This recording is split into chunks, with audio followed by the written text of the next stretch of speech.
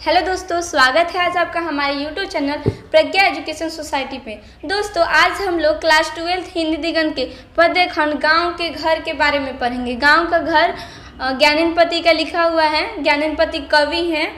तो ये जो गाँव का घर है वो हमारे गाँव से रिलेटेड है। हमारे गाँव में कैसे रीति रिवाज हैं उसी के बारे में बताया गया है। तो आप तो पढ़े ही होंगे। आज ऑब्जेक्टिव देख लेते हैं इस चैप्टर का, जो कि बहुत ही महत्वपूर्ण है, इसलिए आप सबको देख लीजिएगा।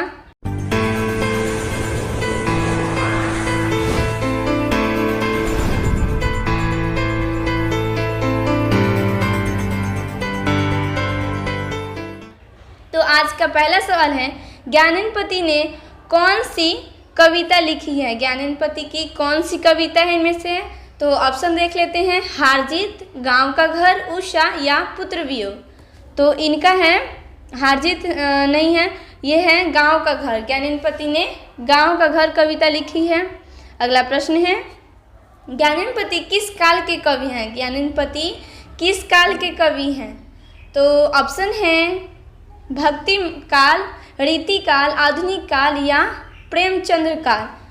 तो ज्ञानेन्द्र जी हैं आधुनिक काल के कवि हैं। अगला प्रश्न है, ज्ञानेन्द्र 20वीं शती के किस दशक में उदित हुए हैं? यानी ज्ञानेन्द्र जो 20वीं सदी के किस दशक में उजागर हुए हैं, उदित हुए हैं? तो ऑप्शन है 5वें दशक में, 6ठे दशक में, 8वें दशक में या अंतिम दशक में। तो ये हुए हैं 8वें दशक में। ज्ञानेन्द्र जी 20वीं शताब्दी के 8वें दशक में उदित हुए हैं। अगला प्रश्न है, ज्ञानेन्द्र के पति का क्या नाम था? यहाँ पे पिता होना चाहिए। ज्ञानेन्द्र के पिता का नाम क्या था? ज्ञानेन्द्र के पिता का नाम क्या था? तो ऑप्शन दिया है देवेंद्र प्रसाद चौबे, नरेंद्र प्रसाद चौबे, हरेंद्र प्रसाद चौबे या इनमें से कोई नहीं। तो इसका हो जाएगा ऑप्शन ये देवेंद्र प्रसाद चौबे। ज्ञानेन्द्र के पिता का नाम ज्ञानेन्द्र प्रसाद चौबे था। अगला प्रश्न है, ज्ञानेन्द्र बीए तथा अंग्रेजी में एमए किस विश्वविद्यालय से किए हैं? ज्ञानेन्द्र बीए और अंग्रेजी में एमए की पढ़ाई किस विश्वविद्यालय से दिए हैं? तो ऑप्शन है बिहार विश्वविद्यालय मुजफ्फरपुर, मगध विश्वविद्यालय बोधगया, पटना विश्वविद्यालय पटना या इलाहाबाद विश्वविद्यालय इलाहाबाद। तो ये किए हैं पटना विश्वविद्यालय से। पटना विश्वविद्यालय पटना में इनका एमए और बीए हुआ है। अगला प्रश्न है, ज्ञानेन्द्र ने हिंदी में एमए किस विद्यालय से किया है? हिंदी में भी एमए किए हैं, तो किस विद्यालय से किए हैं? ऑप्शन है दिल्ली विश्वविद्यालय दिल्ली, कानपुर विश्वविद्यालय कानपुर, पटना विश्वविद्यालय पटना या बिहार विश्वविद्यालय मुजफ्फरपुर। तो ये बिहार मुजफ्फरपुर, जो बिहार में विश्वविद्यालय है मुजफ्फरपुर से एमए किए हैं हिंदी में। अगला प्रश्न है, ज्ञानेन्द्र को उनकी किस रचना के लिए 2006 में साहित्य अकादमी पुरस्कार प्रदान किया गया था? ज्ञानेन्द्र को उनकी किस रचना के लिए साहित्य अकादमी पुरस्कार प्राप्त हुआ है 2006 में? तो कौन सा है? तो ऑप्शन देखते हैं, संस्यात्मा, भिनसार, कवि ने कहा या पढ़ते पढ़ते। तो इनको संस्यात्मा के लिए मिला है पुरस्कार 2006 में, साहित्य अकादमी पुरस्कार। अगला प्रश्न है, गांव में अब किसके धुन सुनाई नहीं पड़ते? ये कविता से लिया गया है, तो उसमें आपने पढ़ा ही होगा कि गांव में अब किसकी धुन सुनाई नहीं पड़ती। तो गांव में, तो ऑप्शन देखते हैं, फिल्मी गीत की, शोक गीत की, लोकगीत की या इनमें से कोई नहीं। तो गांव में अब लोकगीत सुनाई नहीं देती है, मतलब उसकी धुन सुनाई नहीं देती, कोई गाता वाता नहीं है, बस ऐसे ही। अगला प्रश्न है, ज्ञानेन्द्र की रचना एक चक्रा नगरा क्या है? ज्ञानेन्द्र की जो एक रचना है चक्रा नगरी है, वह क्या है? ऑप्शन है कहानी, काव्य, नाटक, उपन्यास या शोक गीत। क्या है? तो ज्ञानेन्द्र की जो एक चक्रा नगरी है वो काव्य नाटक है, काव्य नाटक है। अगला प्रश्न है, कौन सी रचना ज्ञानेन्द्र की नहीं है? कौन सी रचना है जो ज्ञानेन्द्र की नहीं है? तो ऑप्शन है संस्यात्मा, मिभुसार, कवि ने कहा या थोड़ी सी जगह। तो कौन सा है? तो इसका ऑप्शन नंबर सही हो जाएगा, थोड़ी सी जगह इनकी रचना है। अगला प्रश्न है, कौन सी रचना ज्ञानेन्द्रपति की है? कौन सी रचना है जो ज्ञानेन्द्रपति की रचना है? तो इसका ऑप्शन है सब कुछ बचा रहेगा, मुकुल, गंगा तट या आंसू। तो इनका है गंगा तट है, गंगा तट रचना ज्ञानेन्द्रपति की है। अगला प्रश्न है, आँख हाथ बनते हुए कविता के किस कवि की रचना है? ये जो कविता है आँख हाथ बनते हुए किस कवि की रचना है? ऑप्शन है ज्ञानेन्द्रपति की, मुक्तिबोध की, रघुवीर शाह की, अशोक वाजपेयी की। तो ये है ज्ञानेन्द्रपति की, आँख हाथ बनते हुए ज्ञानेन्द्रपति की है।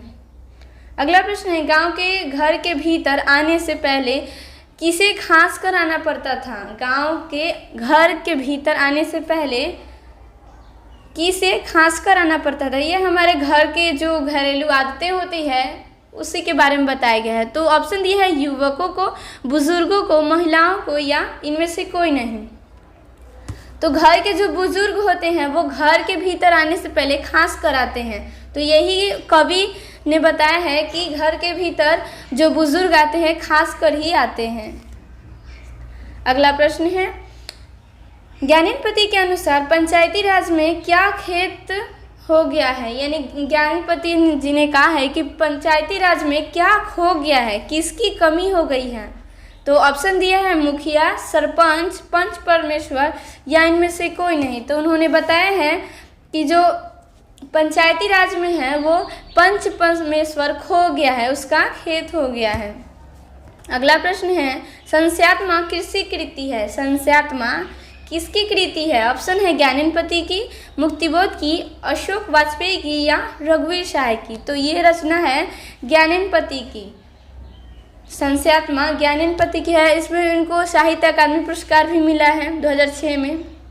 अगला प्रश्न है, दूध डूबे हुए अंगूठे, दूध डूबे अंगूठे के छाप किनके हैं? ऑप्शन है दादी के, माँ के, बूढ़े ग्वाल दादा के या इनमें से कोई नहीं। तो इसका है ऑप्शन सही हो जाएगा, सी होगा, बूढ़े ग्वाल दादा के। जो दूध डूबे अंगूठे के छापे हैं वो बूढ़े ग्वाल दादा के हैं। अगला प्रश्न है, ज्ञानेन्द्रपति का काव्य नाटक है, इनमें से कौन सा काव्य नाटक है जो ज्ञानेन्द्रपति की है? ऑप्शन है पढ़ते पढ़ते, भिनसार, गंगा तट या एक चक्रा नगरी। तो ऑप्शन नंबर सही हो जाएगा, ऑप्शन डी, एक चक्रा नगरी एक काव्य नाटक है जो कि ज्ञानेन्द्रपति जी की है। अगला प्रश्न है, ज्ञानेन्द्रपति सरकारी सेवा में क्या थे? ज्ञानेन्द्रपति सरकारी सेवा में क्या थे? ऑप्शन है कारा अधीक्षक, दंडाधिकारी, अभियंता या चिकित्सक थे। तो ये कारा अधीक्षक थे, ज्ञानेन्द्रपति जी कारा अधीक्षक थे सरकारी सेवा में। अगला प्रश्न है, ज्ञानेन्द्रपति का जन्म कब हुआ था? ज्ञानेन्द्रपति का जन्म कब हुआ था? ऑप्शन है 1 जनवरी 1950 को, 10 जनवरी 1949 को, 18 फरवरी 1952 को या 25 जनवरी 1948 को। तो इनका जन्म हुआ था 1 जनवरी 1950 को। ऑप्शन नंबर सही हो जाएगा ए, 1 जनवरी 1950 को इनका जन्म हुआ था। अगला प्रश्न है, ज्ञानेन्द्रपति को साहित्य अकादमी पुरस्कार किस कृति पर मिला था? किस कृति पर? तो अभी हमने बताया था कि संस्यात्मा के लिए इनको 2006 में साहित्य अकादमी पुरस्कार मिला था। ऑप्शन बी सही हो जाएगा, संस्यात्मा। अगला प्रश्न है, गांव का घर कविता के कवि हैं, गांव के घर के कविता के कवि कौन है? ऑप्शन दिया है अशोक वाजपेयी, ज्ञानेन्द्रपति, रघुवीर शाह या शमशेर बहादुर सिंह। तो हम जिनके बारे में पढ़ रहे हैं अभी उन्हीं हैं। तो ये हैं ज्ञानेन्द्रपति जी, गांव के घर कविता के कवि हैं ज्ञानेन्द्रपति जी। अगला प्रश्न है, गांव का घर किस कविता संग्रह से लिया गया है? गांव का घर किस कविता संग्रह से लिया गया है? तो ऑप्शन दिया है आँख हाथ बनते हुए से, गंगा तट से, कवि ने कहा से या संस्यात्मा।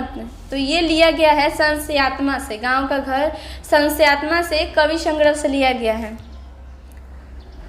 अगला प्रश्न है, ज्ञानेन्द्रपति को किस कृति पर साहित्य अकादमी पुरस्कार हुआ है? अभी जो सवाल हमने पढ़ा है वही है। तो ज्ञानेन्द्रपति को किस कृति के लिए मिला है साहित्य अकादमी पुरस्कार? तो ऑप्शन है कवि ने कहा पर, भिनसार, संस्यात्मा या शब्द लिखने के लिए यह कागज बना है। तो इनको मिला था संस्यात्मा पर। ऑप्शन सी सही हो जाएगा, 2006 में मिला था। याद रखिएगा, बहुत ही महत्वपूर्ण सवाल है। साहित्य अकादमी पुरस्कार मिला था 2006 में संस्यात्मा को। नेक्स्ट प्रश्न है, ज्ञानेन्द्रपति का जन्म कहाँ हुआ था? ज्ञानेन्द्रपति का जन्म कहाँ हुआ था? तो ऑप्शन दिया है उत्तर प्रदेश में, राजस्थान में, झारखंड में या हरियाणा में। तो इनका जन्म झारखंड में हुआ था। ज्ञानेन्द्रपति का जन्म झारखंड में हुआ था। आज का अंतिम सवाल है, कवि ने कहा क्या है? कवि ने कहा क्या है? कहानी संग्रह है, नाट्य संग्रह है, कविता संग्रह है या निबंध संग्रह है? तो ये है कविता संग्रह। कवि ने कहा कविता संग्रह है। आज के लिए काफ़ी है, फिर मिलते हैं अगले वीडियो में। तब के लिए दोस्तों ये बहुत ही महत्वपूर्ण चैप्टर है, आप इन्हें ज़रूर देख लीजिएगा। जय हिंद, जय भारत।